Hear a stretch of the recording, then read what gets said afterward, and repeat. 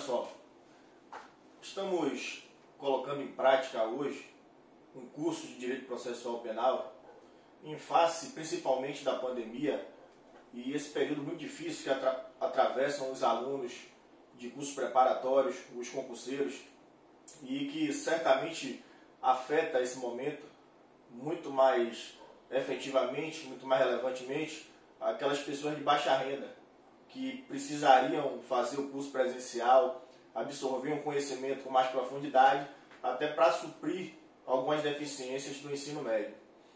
Esse curso está sendo disponibilizado no IGTV, no YouTube também, para que os alunos possam acessar em tempo posterior e não fique somente preso naquele momento ali da live. Então o objetivo é atender a essa demanda, a esse público que não pode pagar por um curso momentaneamente e que também, em face da pandemia, não vai poder estar presente fisicamente em sala de aula para a subtração das suas dúvidas. Então eu espero que seja uma aula leve, tranquila, exemplos práticos e de fácil compreensão. O conteúdo que nós vamos tratar hoje são os princípios do direito processual penal. Esse curso, inclusive, foi um curso que eu ministrei na Casa dos Concursos no ano de 2019. Tive a felicidade de ter alunos aprovados e que fizeram uma excepcional prova de direito processual penal com esse conteúdo. É claro que aquele aluno que está se preparando para um outro concurso, Polícia Rodoviária Federal ou qualquer outra prova da área policial, a prova de direito processual penal é uma prova muito relevante, onde você tem um peso importante e pontuar nessas provas significa colocar o candidato com a probabilidade maior de aprovação. Então vamos iniciar o conteúdo de hoje tratando dos princípios do direito processual penal.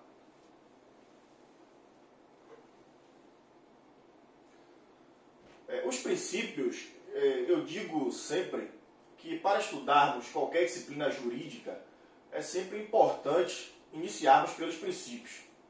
Tem professor que gosta de dar uma dinamicidade maior à aula, atrair mais a atenção do aluno para aquela disciplina e inicia, como eu até já iniciei, cursos de Direito Processual Penal através da disciplina Inquérito Policial.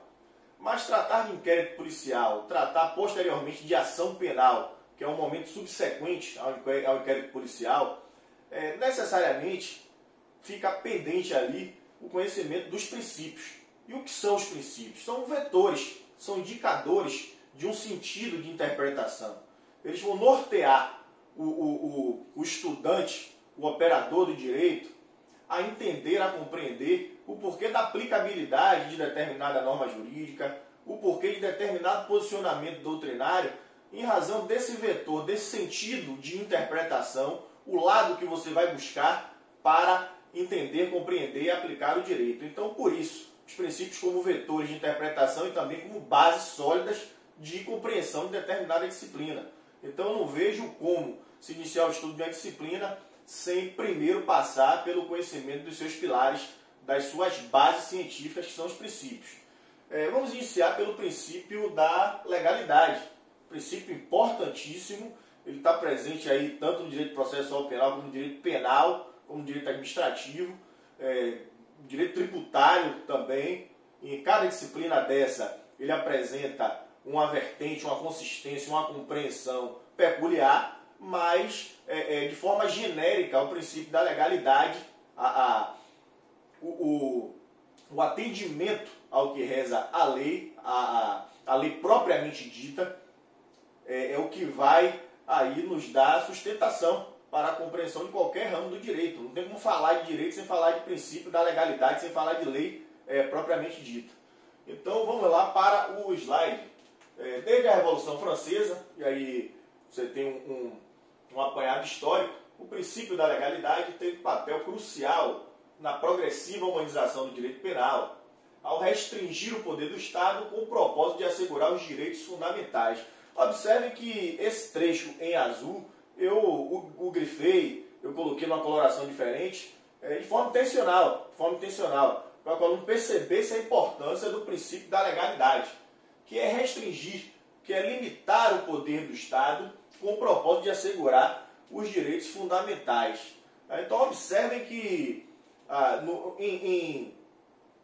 governos ou formas de Estado e governo em que nós percebíamos um afastamento muito grande do que nós temos hoje no sistema republicano, que é o Estado Democrático de Direito, e nessas formas se observava o autoritarismo, principalmente no período absolutista, a função do monarca, a concentração do poder nas mãos de uma só pessoa, e havia ali uma supressão, uma restrição aos direitos fundamentais.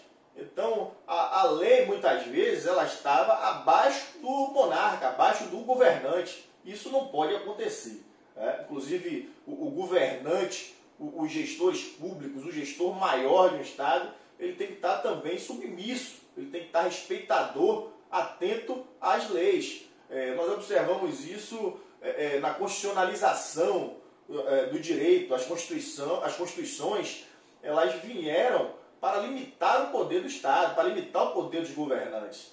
Então, a Constituição de 1988, a nossa Constituição Democrática, a nossa belíssima Constituição, ela limita, né? E nós nos valemos de um princípio chamado o princípio da supremacia da Constituição. Veja que princípio interessante, onde coloca aí a Constituição em um patamar muito acima das demais legislações chamadas de infraconstitucionais, por estarem abaixo da Constituição. As leis ordinárias, as leis complementares, os decretos, as portarias, as instruções normativas. Então, o princípio da legalidade tem essa função muito importante, e é por isso que eu grifei, fiquem atentos, que é restringir, que é limitar o poder do Estado com o propósito de assegurar os direitos fundamentais. Direitos fundamentais que estão aí no artigo 5º da Constituição Federal de 88, e não são poucos ali os artigos que cuidam, que tratam de matéria penal. Então é sempre bom para o concurseiro candidato estar lendo, estar observando o artigo 5º da Constituição, porque ele é muito pedido, muito cobrado, porque é uma base de sustentação aí da Constituição Federal e do regime democrático de direito. Eu costumo, quando estou me preparando para a prova de concurso, fazer uma divisão, como são muitos incisos no artigo 5º, faço uma divisão de 1 a 10, de 11 até 20, e a cada dia eu faço uma leitura, a cada dia da semana eu faço uma leitura de 10 incisos, de forma rotativa, de modo que até o final da semana eu consegui observar a letra de lei de cada inciso daquele que integra o artigo 5º da Constituição Federal. Então, vamos dar continuidade. Está ligado ao princípio da dignidade da pessoa humana. Esse princípio da dignidade da pessoa humana que está previsto lá na Constituição, no artigo 1º da Constituição, no artigo de abertura, no inciso 3. É um princípio basilar do Estado Democrático de Direito, o respeito à dignidade da pessoa humana. E duas são as suas expressões fundamentais: o devido processo legal, o devido processo legal e a reserva legal. Então nós vamos observar que o princípio da legalidade, em se tratando de matéria processual penal, que é a nossa disciplina, ele vai se dividir em devido processo legal e princípio da reserva legal. Podemos aí chamar de subprincípio, não é isso? Já que nós temos um princípio maior, que é um princípio continente, e dentro desse princípio continente nós temos mais dois outros subprincípios, né, como conteúdo: o devido processo legal e a reserva legal. Vamos aprofundar agora, conhecendo esses dois subprincípios com mais detalhe.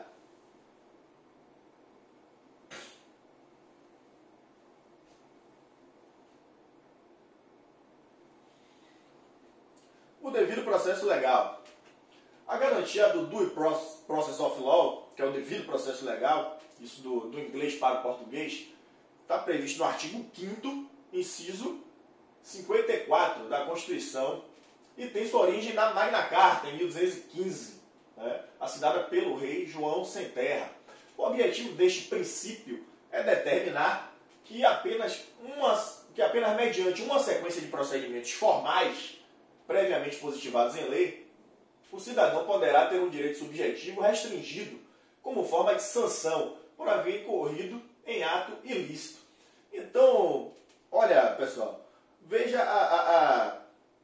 a simplicidade e a importância simultânea. Apesar de ser simples, é muito importante conhecer o devido processo legal. Nós falamos ali de um rito, um encadeamento de procedimentos, um encadeamento de atos. E é isso que é o processo penal. O processo penal ele é algo maior do que o procedimento. Ele contém, na verdade, todos esses procedimentos que nós vamos falar, que integram o processo.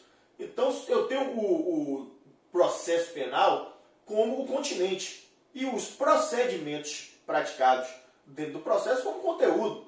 Então, quando eu digo que eu pratiquei uma citação, o que é a citação? Eu fiz o chamamento do réu ao processo, lhe informando qual crime ele está sendo imputado para que ele exerça o seu direito de ampla defesa contraditório.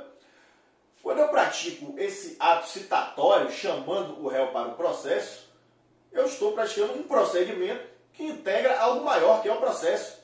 Quando eu intimo as partes, as testemunhas de acusação, as testemunhas de defesa, o notifico, cientifico de uma decisão de um ato judicial, o advogado de uma das partes ao Ministério Público. Eu estou praticando mais um procedimento, mais um ato dentro do processo, e esses procedimentos, conjunto de atos encadeados, previamente estabelecidos, previamente positivados. Por que previamente positivados? Porque são previamente escritos antes da ocorrência do processo, antes do processamento do crime. Então eu tenho uma segurança jurídica em relação ao transcorrer da apuração, da elucidação, da decisão meritória do fato criminoso. Então veja que interessante, o devido processo legal ele coíbe a decisão surpresa dentro do processo. Imagine você estar dentro do processo, acusado de um fato criminoso, e você é surpreendido com um procedimento surpresa, com um posicionamento por parte do magistrado em torno de um procedimento que não existe, previamente não existia na lei e que possivelmente vai lhe prejudicar, porque você não vai participar desse processo em paridade de armas com o Ministério Público, que talvez tivesse conhecimento dessa inovação jurídica criada dentro do processo. Então, o devido processo legal é respeitar esse encadeamento de atos previamente estabelecidos. Quando você respeita esse encadeamento de atos, que está no livro dos ritos, que é o Código de Processo Penal, aí você tem a obediência a essa formalidade legal, que é o devido processo legal. Eu vou dar um exemplo para quem vai fazer concurso na área policial. É um exemplo muito cômodo, muito fácil de compreender. Acontece na prática. Muitos policiais tiveram processos administrativos pares que resultariam em demissão, ou seja, a expurgação desse servidor público da carreira, anulados. Imagine, o poder público ele teve um custo em designar uma comissão processante de PAD, a quantidade de papel que se produz em um processo, processos de formação de quadrilha de organização criminosa, onde você tem mais de 1.000 folhas, 3.000 folhas, 2.000 folhas, e um processo desse, depois de gastos diárias de viagem, passagem, deslocamentos para o interior do estado, e você tem um processo nulo, imagine. E aconteceu, não em uma única vez, mas em várias oportunidades, tanto o processo administrativo como o processo penal. Eu vou dar um exemplo aqui de uma dessas causas de nulidade. Ouvir em ordem errônea ou não de acordo com a lei, com o que está previamente estabelecido no livro dos ritos, as testemunhas de acusação, elas devem sempre falar primeiro do que as testemunhas de defesa. Imagine se as testemunhas de defesa falassem primeiro. As testemunhas de acusação podem trazer um fato novo, posteriormente, em uma nova audiência subsequente, e esse fato novo não poder ser enfrentado, não poder ser arguído, levado à confrontação por parte das testemunhas de defesa. Imagine. Então, as testemunhas de acusação, elas sempre falam primeiro, para que a ampla defesa, olha o que eu estou dizendo, a ampla defesa, a amplitude da defesa, ela seja feita de forma efetiva, com o máximo de armas possível, por parte do acusado. Então, essa inversão, ouvir primeiro as testemunhas de defesa e, por último, as testemunhas de acusação, nós vamos ferir aí, logo de imediato, ato contínuo, o princípio do devido processo legal. Vamos ferir aí uma formalidade, um rito a ser seguido nesse encadeamento de atos, de procedimentos que compõem, que integram o processo penal. Então vamos aí, acho que ficou bem claro, né? O devido processo legal, essa obediência, essa formalidade, vamos dar prosseguimento. A reserva legal. Observe que nós estamos falando de princípio da legalidade. E dentro do princípio da legalidade, estamos falando dos seus dois subprincípios. Nós vimos o princípio do devido processo legal e agora nós estamos a ver o princípio da reserva legal. Vamos ver o que fala o slide. A reserva legal impõe que certas matérias só podem ser tratadas através de lei, sendo proibido o emprego de qualquer outra espécie normativa. Olha, gente, quando eu falo ali de lei no slide, eu estou falando de lei propriamente dita. É a lei que passa pelo processo formal legislativo até a constituição definitiva da lei. Então é a lei que passa pela Câmara dos Deputados, Senado, sanção ou veto do Presidente da República, promulgação, tem lá o período de vacatio legis ou não, algumas não tem, e tem vigência imediata. E eu estou falando dessa espécie normativa, da lei propriamente dita. Eu não posso criar atos processuais penais e de modo algum também não posso criar uma figura delituosa, um tipo criminal, aí estou falando já de direito material e direito penal, através de um decreto. Imagine um decreto, um ato unilateral do chefe do Poder Executivo, do chefe do Poder Executivo Federal, por exemplo. Vamos supor que o presidente atual queira criar um crime, ou queira estabelecer um novo rito processual. Imagine, através de um decreto, de uma decisão unilateral, e que não passou pelo processo legislativo, que é o processo legislativo convencional, oficial, formal para a Constituição, para se ter editada uma lei propriamente dita. Então as questões de concurso gostam muito de abordar esse tipo de questão, induzindo o candidato a erro. Pode ser criado um tipo penal ou pode ser criado um procedimento dentro do processo penal, uma alteração dentro do processo penal, através de um decreto ou de uma portaria, de uma instrução normativa. Não. O processo penal, ele, pelo princípio da reserva legal, assim como o direito penal, o direito material, o processo penal, ele obedece aí ao princípio da reserva legal. Somente lei propriamente dita, aquela lei que passa pela Câmara dos Deputados e Senado e vai aí para a sanção ou veto do chefe do Poder Executivo e posteriormente tem a sua promulgação e a sua vigência. Na norma infraconstitucional temos o artigo 1º do Código Penal, que impõe que não há crime sem lei anterior que o defina e nem pena sem prévia combinação legal.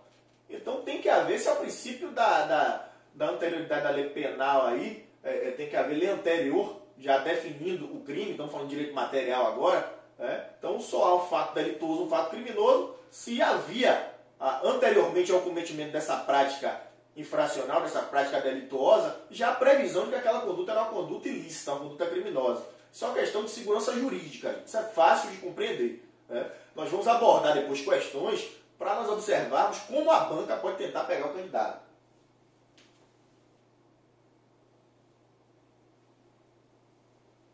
O princípio da proporcionalidade.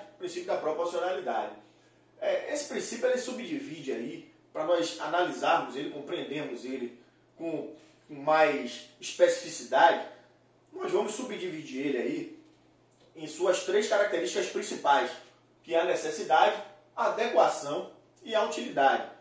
Olha que ser proporcional é algo que não é fácil, nem mesmo no nosso dia a dia. Você tomar decisões proporcionais a determinadas situações que lhe são impostas, determinadas dificuldades que lhe são impostas no dia a dia. Então, ser proporcional demanda um grau de amadurecimento espiritual, de inteligência emocional por parte do magistrado e, por vezes, eles também são objeto de erro.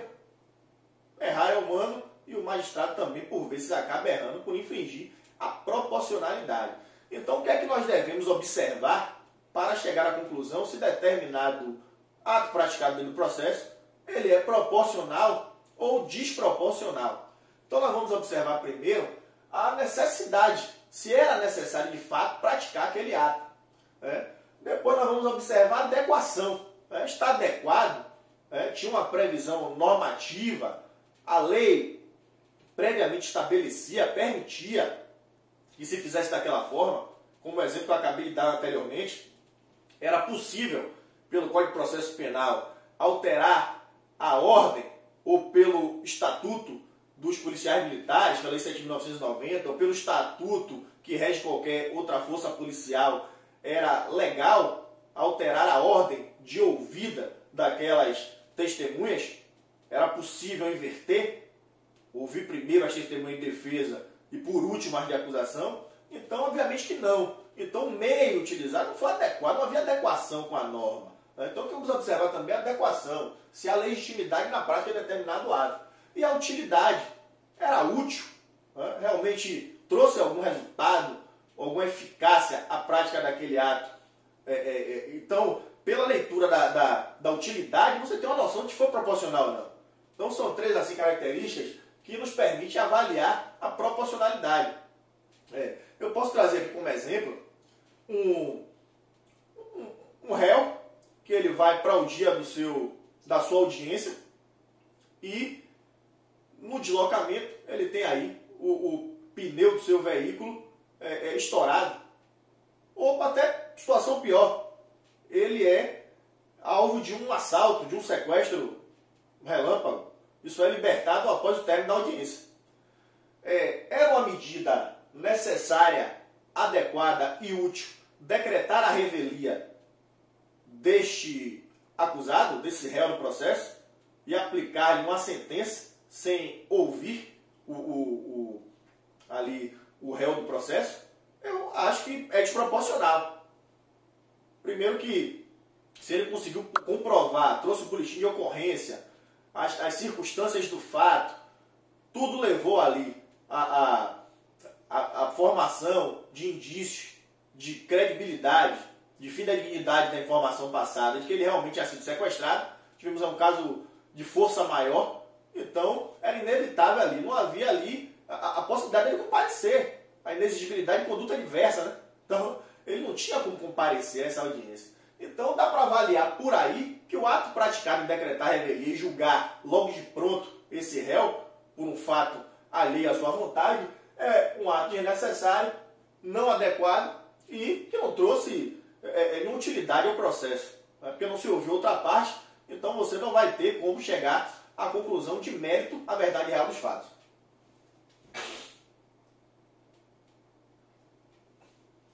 O princípio da ampla defesa. Esse princípio é importantíssimo. É importantíssimo porque sem a ampla defesa é impossível que a parte brigue, litigue dentro do processo em condições de igualdade, em condições isonômicas, com paridade de armas, ou seja, com a mesma quantidade de armas que o Ministério Público vai atuar. Então, a ampla defesa é muito importante dentro do processo penal. O direito de defesa vem expresso no artigo 5º, 55. Veja que há uma ligação constante entre direito penal, direito processual penal e Constituição Federal. Não podemos fugir disso. Todos os âmbitos do direito, eles foram, aí com o passar do tempo, automaticamente sendo constitucionalizados, respeitando, sendo interpretados à luz da Constituição Federal, que é a lei maior, justamente pelo princípio que eu falei inicialmente, que é o princípio da supremacia da Constituição Federal. E juntamente com o contraditório, né? Quando a Constituição assegura para a defesa, entende-se que, para a observância desse comando, deve a proteção derivada da cláusula constitucional abranger o direito à defesa técnica e o de autodefesa. Muita gente confunde ampla defesa com contraditório. Ou pelo hábito, pela força do hábito de falar ampla defesa e contraditório, não faz uma reflexão e consegue alcançar a distinção de ambos. A ampla defesa é a amplitude, a possibilidade de você se defender de todas as formas possíveis. Isso que é ampla defesa. É a amplitude da defesa, o alargamento das possibilidades de defesa. Então, eu posso dividir a ampla defesa, como a doutrina faz, em duas. A defesa técnica. Quem é que faz a defesa técnica? A defesa técnica quem faz é o advogado, o defensor público. A pessoa tecnicamente habilitada para exercer a profissão. Aquela pessoa que passou pelo exame da ordem e pode defender habilmente, através de fundamentos jurídicos, o acusado do réu do processo. E o direito de autodefesa. A autodefesa, auto, é de si próprio. É você mesmo poder falar no processo. É você mesmo ir até a presença do juiz e se defender através do seu depoimento, através das suas declarações. Então, isso é ampla defesa, gente. Contraditório é diferente de ampla defesa. Contraditório é bater de frente. É você enfrentar as acusações que lhe são imputadas. Isso é contraditar a acusação. Então, para defesa e contraditório andam par e passo, são irmãos, mas temos que ter cuidado porque são diferentes.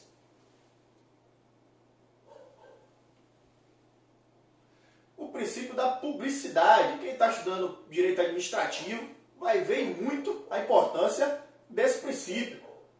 Então, o princípio da publicidade está presente em todos os âmbitos do direito público.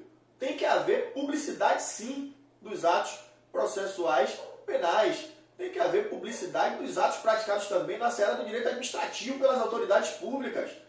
Nós estamos observando aí, com o advento da pandemia, a aquisição sem licitação de respiradores, a quantidade de problema que nós tivemos aí do Poder Judiciário com as autoridades públicas brasileiras. A publicidade é que vai ajudar a solucionar muitos desses problemas, que são aí que é o fato das pessoas conhecerem, os cidadãos conhecerem, para onde foram seus tributos, como é que foi pago esses respiradores, qual foi o valor numerário que foi transferido e para quem foi transferido. E não é diferente no direito processual penal. Então, o princípio da publicidade está previsto no artigo 5º, inciso 60 da Constituição. A inserção de tal garantia teve o condão de alterar situações em que a regra era o julgamento em sigilo. Imagine, o julgamento era feito de forma sigilosa. Então você não sabia com que fundamentos, de que forma se alcançou aquela decisão meritória em seu desfavor. Isso é um absurdo. Isso fere aí o nosso Estado democrático de direito, o nosso regime atual. Trata-se de uma garantia relevante que assegura a transparência da atividade jurisdicional, permitindo ser fiscalizada. Olha a palavra-chave. Transparência, publicidade, está ligada à fiscalização pelas partes e pela própria comunidade. Vamos dar seguimento. O princípio do juiz natural, princípio importantíssimo também. Veja que cada princípio parece até brincadeira. Todo princípio que eu chego eu digo que é importantíssimo. Mas é porque cada princípio desse, quando não obedecido, ele pode gerar uma nulidade do processo penal. Ele pode colocar aí um acusado solto ou pode colocar uma pessoa inocente presa com a liberdade cerceada. Então, o juiz natural, gente, vamos ler primeiro o conteúdo do slide para vocês compreenderem. O Estado na persecução penal, o que é a persecução penal? É a busca pela elucidação do crime. A autoria, as circunstâncias, como foi que aconteceu, a arma utilizada, a identificação do corpo, a localização. Então, a persecução penal é o interesse do Estado em elucidar o fato criminoso.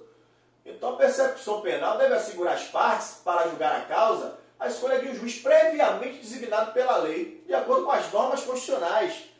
Então, observe que eu não posso, em hipótese alguma, ter o chamado tribunal de exceção. Toda vez que falar em tribunal de exceção, lembre que a oposição, o contraditório, o adverso, né, o antônimo, vamos falar assim, do tribunal de exceção, é o juiz natural. E o que é que um tribunal de exceção? É aquele tribunal composto para julgar especificamente determinado caso.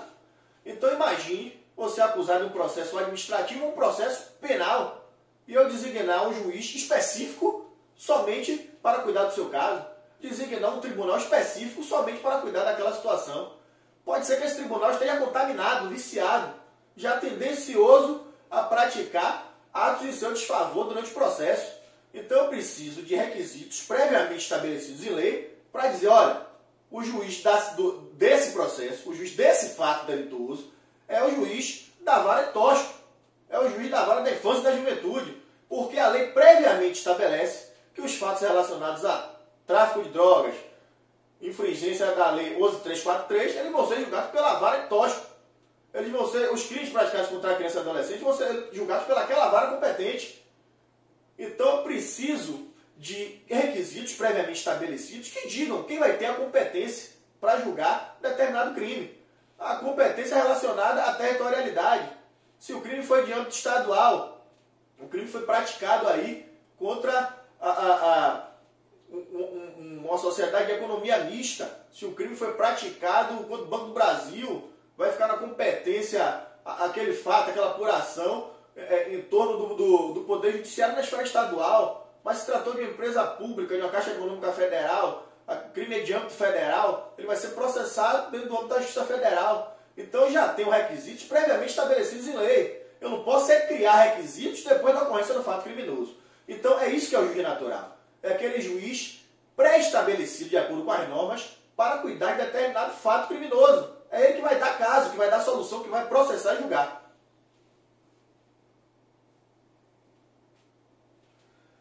O princípio da identidade física do juiz. Nesse princípio, de acordo com o artigo 399, parágrafo 2º do Código de Processo Penal, instituído pela Lei 11.719, o juiz que preside a instrução criminal deve, em regra, ser o juiz prolator da sentença. Esse é um princípio processual penal que ele atrela a competência de sentenciar o fato criminoso ao juiz que cuidou da instrução criminal. Ah, mas o que é a instrução criminal, professor? A instrução criminal é aquela fase em que se cuida da elucidação dos fatos, da produção da prova, da oitiva das partes, acusado, vítima, os testemunhas de acusação, os testemunhas de defesa, a juntada da prova pericial, a juntada do laudo cadavérico. Toda essa produção probatória, a compreensão das circunstâncias do delito, são produzidas na fase de instrução. Então, o juiz que preside essa fase de instrução, de acordo com o artigo 399, parágrafo 2º do Código de Processo Penal, é esse mesmo juiz que ficará competente para prolatar, para praticar a sentença.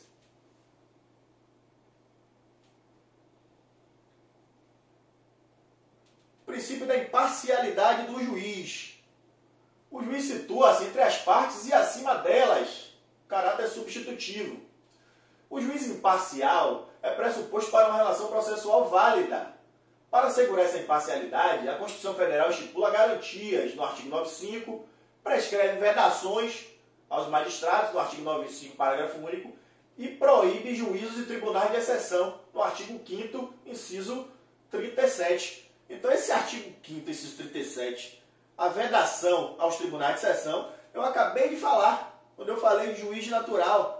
Se eu tenho um juiz natural, é justamente pelo fato de prezar, de entender que eu tenho que ter um juiz imparcial. Se esse juiz ele é previamente estabelecido pela lei, através de requisitos em que a própria lei cuidou de forma anterior, em tempo anterior ao fato criminoso, e eu tenho esse juiz de forma natural cuidando da causa, eu vou ter uma grande probabilidade de ter um juiz imparcial, um juiz que não tem qualquer interesse em ajudar ou prejudicar as partes do processo.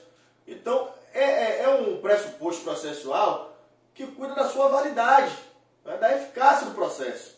Se eu não tiver imparcialidade por parte do juiz, eu tiver um juiz comprovadamente tendencioso, parcial, que buscava ajudar ou prejudicar determinadas partes, que omitia o trazimento de determinada prova para o processo, que se esquivava de praticar determinados atos, porque ele tinha interesse em ajudar uma parte ou a outra do processo, eu tenho um processo viciado. Esse processo ele vai ser um processo nulo. Da mesma forma que nós podemos trazer essa compreensão para o processo administrativo. Se eu tenho uma comissão processante que ela tinha o interesse de prejudicar ou de ajudar a determinada parte do processo, esse processo é nulo, é um processo viciado.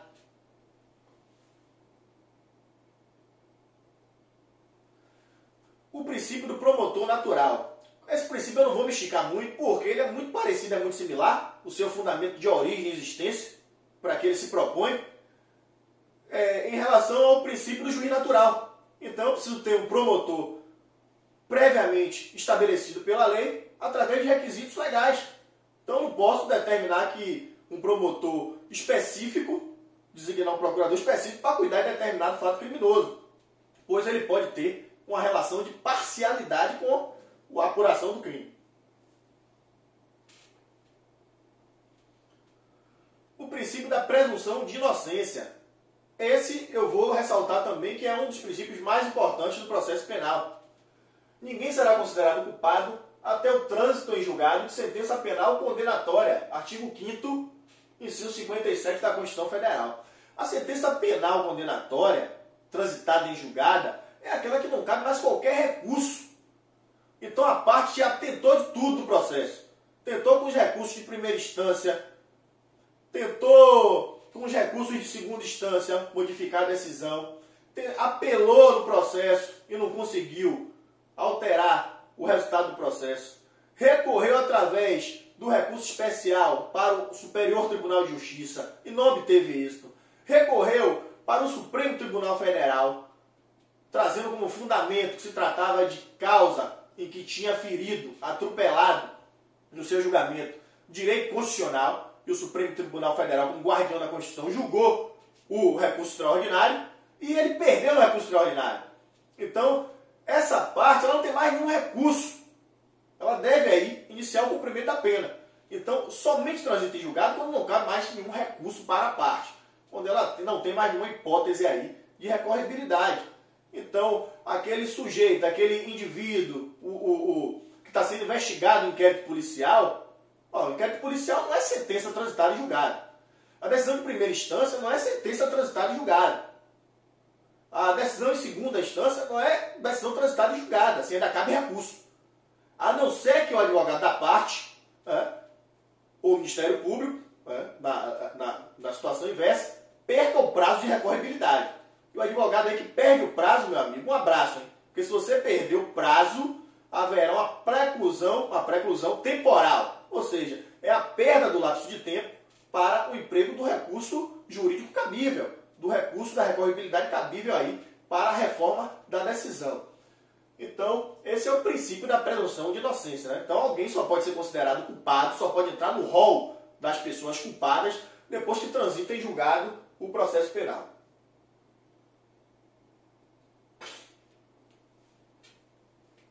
O princípio da não obrigatoriedade de produzir prova contra si mesmo, o nemo tenetur se detegere. O princípio apresenta-se como uma garantia ao acusado, permitindo que este não seja obrigado a produzir prova contra si mesmo. Olha que eu grifei ali de vermelho, que esse princípio de não produzir, esse direito, de não produzir prova contra si mesmo, é um direito, uma garantia individual do acusado. Então eu não tenho a obrigação de produzir prova contra mim mesmo. Então o acusado, ele não é obrigado a participar da reconstituição no local do crime. Então ele não precisa reconstituir. Ele não é obrigado a falar no processo. Ele pode se reservar o direito de permanecer calado. Porque é um direito constitucional, é um direito fundamental de não produzir prova contra si próprio. É um direito de não se auto-prejudicar. Assegurado o direito de permanecer em silêncio e de decidir se quer colaborar ou não com a investigação criminal ou com a instrução processual, estando consagrado em inúmeras constituições e tratados internacionais. Então observe que é uma previsão que não é somente do direito brasileiro. É uma previsão que está em vários tratados, acordos, normas de âmbito internacional. O princípio do indúbio pro réu. Por este princípio, deve-se privilegiar a garantia de liberdade em detrimento da pretensão punitiva do Estado. Então o Estado tem a pretensão punitiva, mas o direito de estar livre é a regra. A regra é a liberdade. Então observe que só vai se praticar uma prisão processual, uma prisão antes do trânsito em julgado, da sentença definitiva, se preenchermos aí os requisitos do Código de Processo Penal. Se tivermos lá os requisitos previstos lá do artigo 312 do Código de Processo Penal, uma análise conjunta com o artigo 319, se é cabível ou não a substituição por uma medida cautelar diferente da prisão, como a prisão domiciliar, mas a regra é sempre a liberdade. Enquanto não transita em julgado, enquanto o réu não é considerado culpado, isso é o princípio da presunção de inocência, esse réu ele não pode estar preso. A regra é que ele fique em liberdade. Apenas diante da certeza quanto à responsabilização penal do acusado, pelo fato que ele é imputado, é que poderá haver condenação. O artigo 386, inciso 7 do Código de Processo Penal traz implícito esse princípio. No 386.7 nós vamos ver que o réu é absolvido, se dentro do processo não se produziu prova. Então dentro do processo você não tem prova suficiente para condenar, para formar a convicção do juiz, do magistrado, esse réu ele vai ser absolvido. Então na dúvida, o indúbio é pro réu, é para o réu o benefício da liberdade. O ônus da prova cabe a quem acusa, o Ministério Público, que vai estar aí realizando a acusação. ou no caso de ter um advogado constituído pela outra parte, um assistente de acusação, ele tem que produzir a prova. Então, se não produzir suficientemente a prova, se não consegue chegar à conclusão de que aquela parte acusada cometeu ou não o crime, ele vai ser beneficiado com a liberdade. Esse é o princípio do indúbio pro réu.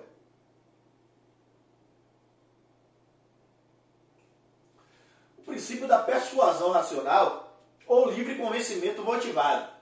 No princípio da persuasão racional ou livre convencimento motivado, o juiz decide com base nos elementos existentes nos autos. Observe que interessante, o juiz não vai decidir com base na opinião própria dele, por razões pessoais dele, pelas convicções íntimas dele. O juiz vai decidir com base no que se produziu dentro do processo. Então, se dentro do processo eu tenho uma imagem capital para identificar a autoria daquele delito de roubo, para identificar a autoria do crime de estupro, se eu tenho um laudo pericial constatando lá que houve violência sexual, então eu estou decidindo com base no que está nos autos. Eu não estou criando uma situação infundada ou uma situação que somente eu acredite, sem qualquer fundamento fático, jurídico, qualquer prova presente nos autos, para condenar o réu. Então eu preciso condenar com base no que está nos autos. Mas sua apreciação não depende de critérios legais pré-estabelecidos. A avaliação ocorre segundo parâmetros críticos e racionais. Então, esse é o princípio da persuasão racional ou livre convencimento motivado. O juiz se vale da razão e da motivação para fundamentar a sua decisão pela condenação ou absolvição. O princípio do duplo grau de jurisdição, que também é um direito que está lá previsto na Constituição como direito fundamental no artigo 5º.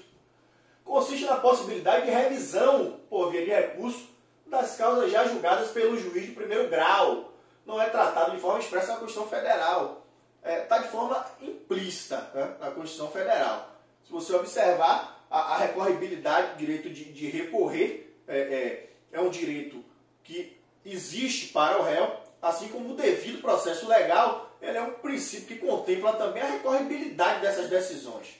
Então, você pode não ver expresso na Constituição Federal, mas implicitamente você chega à cognição, ao entendimento de que esse princípio ele está lá presente, é um princípio constitucional, é uma garantia também fundamental. Não precisa estar lá naquele rol explicitamente escrito. De forma implícita pode-se chegar aí à conclusão da sua existência e perquerer esse direito tranquilamente.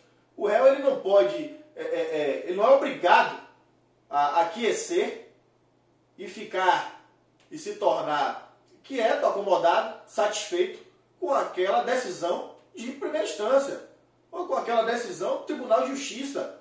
Ao réu é sempre dado o direito da recorribilidade, da revisão, da ratificação ou não.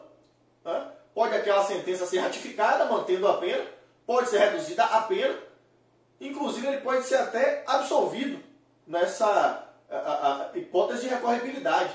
Então, esse é o direito ao duplo grau de jurisdição, a revisão das decisões judiciais.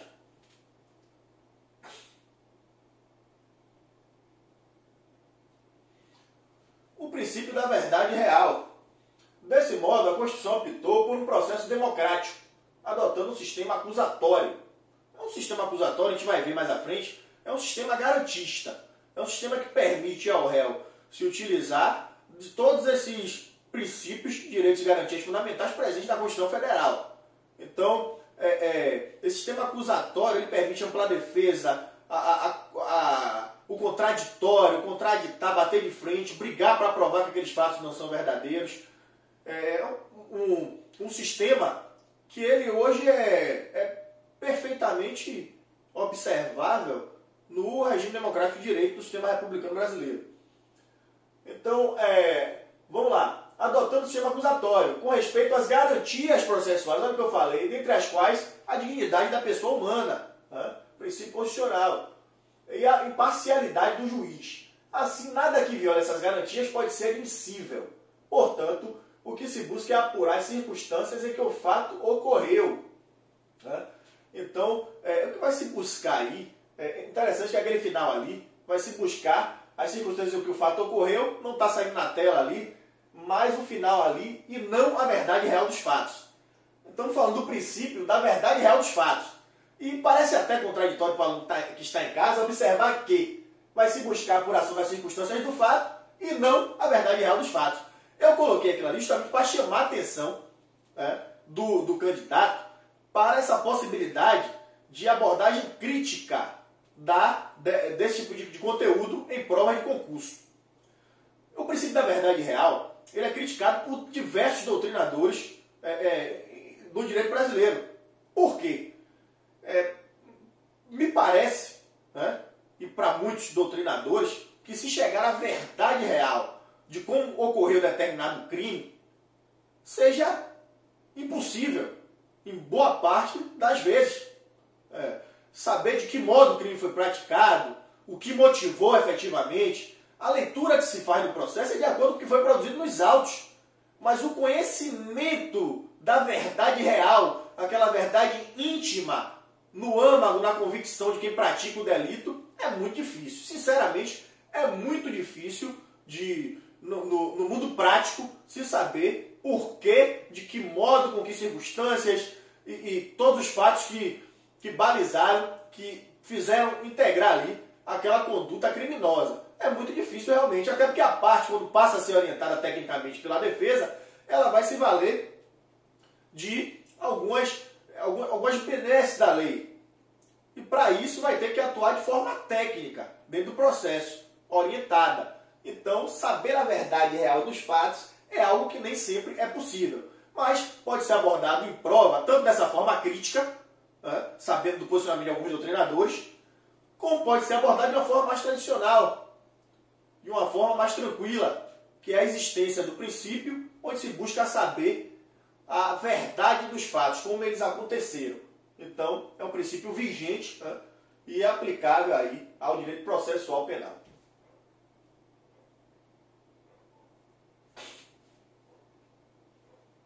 O princípio da inadmissibilidade das provas ilícitas. Veja a quantidade de princípios que nós já passamos, né? E não podemos relaxar, porque esse princípio ele é também de suma importância para o candidato em prova de concurso público. Através desse princípio, que nós vamos ver lá na frente no conteúdo prova processual penal, prova parte geral e depois prova parte especial, tratando com peculiaridade cada espécie de prova. Mas em prova, no conteúdo prova, nós vamos ver que esse princípio ele é extremamente interessante. E quem aprendeu ele no estudo aqui do conteúdo dos princípios, vai ter muita tranquilidade lá na frente. Vai acelerar seus estudos. A condição de validade das provas é o respeito ao devido processo e as garantias individuais. Por isso o artigo 5º, inciso 56 da Constituição Federal e o artigo 157 do Código de Processo Penal vedam a utilização das provas obtidas de forma ilícita. Então, prova, pessoal, obtida de forma ilícita, que enfrenta a lei, essas provas não podem ser admitidas dentro do processo. Deixa eu beber uma água.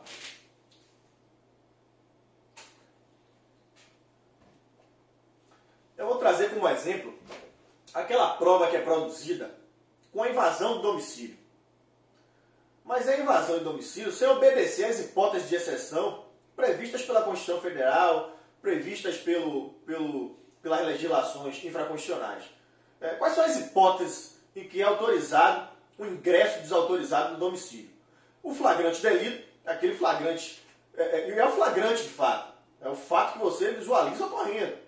A flagrância do fato criminoso, do homicídio, do tráfico de drogas. Além do flagrante delito, nós temos as situações de salvaguarda da vida do terceiro, né? Prestação de socorro, a iminência de um perigo ali para a vida das pessoas, um desastre, um desabamento, o mandado judicial, né? A ordem judicial expedida pela autoridade competente, respeitando o horário, né, previsto em lei para que se faça o ingresso dentro do imóvel. Observe que não é qualquer horário, você não vai chegar na madrugada, 2 da manhã, e cumprir o mandado judicial. Vai ter que esperar o amanhecer, né? Nós temos aí agora a nova lei de abuso de autoridade e ela com certeza vai alcançar aí o agente que pratica um ato desse.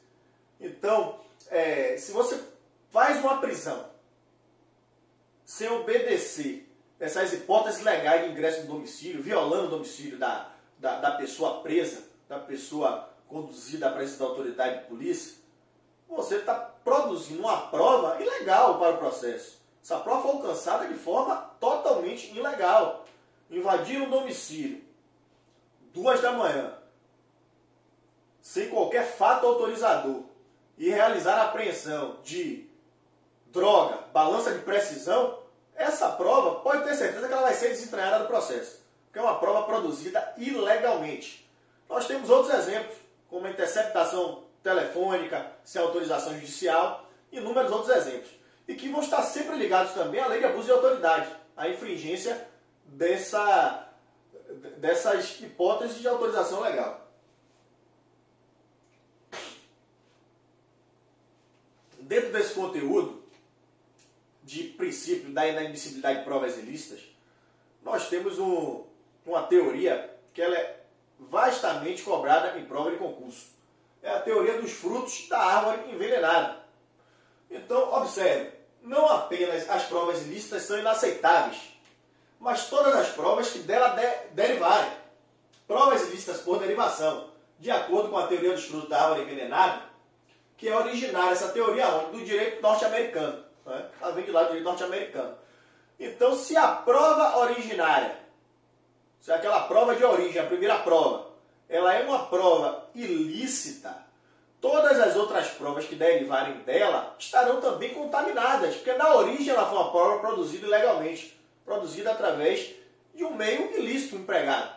Então, se eu tenho aí uma prova produzida com a invasão de domicílio, uma hipótese desautorizada, aquela prova é uma prova ilícita. Tudo que derivar dela será também considerado ilícito. Se eu tenho uma prova que é produzida através de uma interceptação telefônica, desautorizada pela autoridade judicial, então um grampo telefônico, uma escuta telefônica é legal. Então todas as outras provas que dali surgirem, possíveis movimentações bancárias, possíveis diálogos, tudo que derivar daquela prova, automaticamente estará contaminado. Essa é a teoria da árvore dos frutos envenenados. A prova originária é a árvore, todo fruto que ela der, automaticamente será objeto da contaminação também.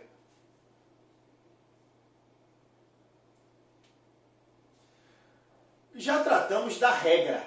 Agora vamos para as exceções. Deixa eu dar um toque aqui que o slide saiu, né?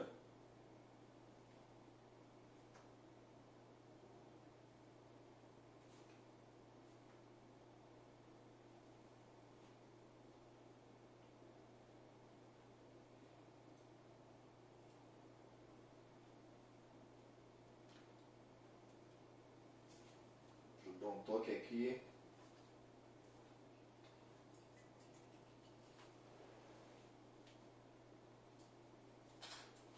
Pronto, consegui voltar aqui, depois que apertei aqui uns 20 botões, mas deu certo.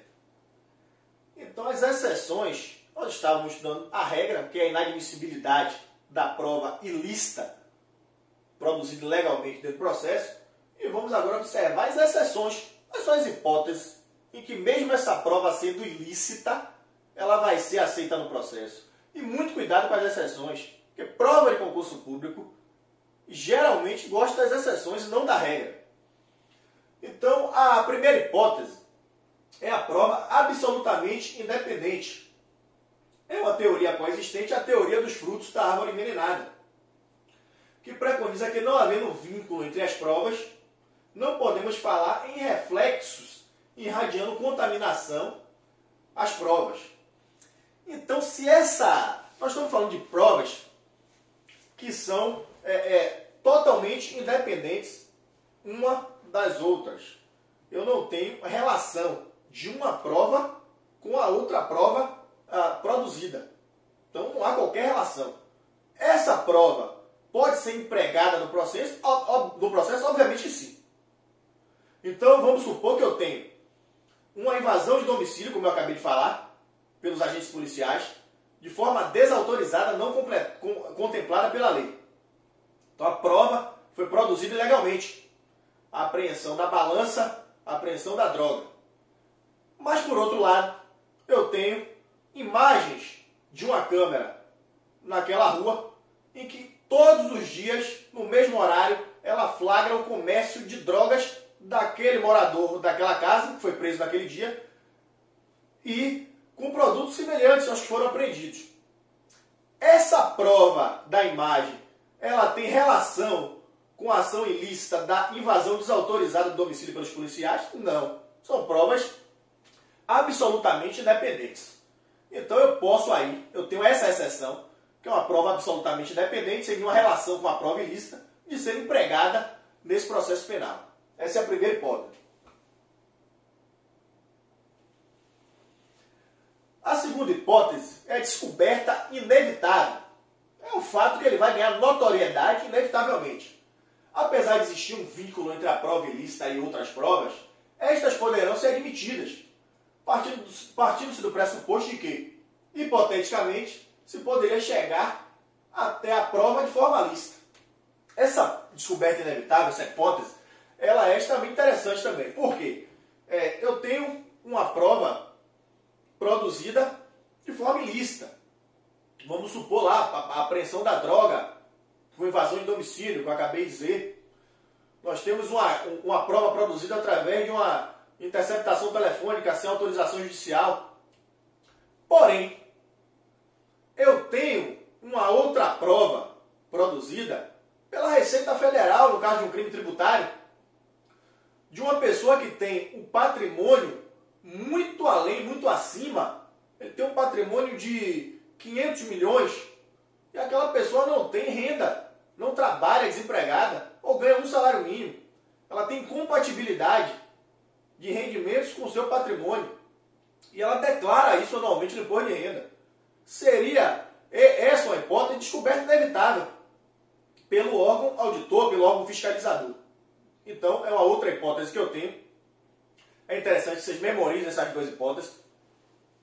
Tanto a primeira, que é a possibilidade das provas absolutamente independentes, não tem relação uma prova com a outra, como essa segunda hipótese, que é a inevitabilidade da descoberta. O fato, notoriamente, vai chegar ao conhecimento de todos de forma inevitável. Porque o controle fiscal ele vai alcançar, através do exercício do seu mistério, ODR, da sua missão princípio ali, de auditagem, de controle da evolução patrimonial das pessoas, vai chegar à conclusão de que aquela parte, aquela pessoa, ela tem uma evolução patrimonial incompatível. Então, uma prova aí, inevitavelmente, vai chegar ao conhecimento do Poder Judiciário. Então, muito obrigado a todos pela atenção. A aula é um pouco extensa, porque são vários princípios. Nós vamos entrar na próxima aula no conteúdo menor, mais fácil de compreensão, porque nós já temos os pilares, nós já temos aí as bases de compreensão do processo penal. Então, basta agora nós aplicarmos os conteúdos aí que estão por vir. Muito obrigado a todos e encerramos por aqui.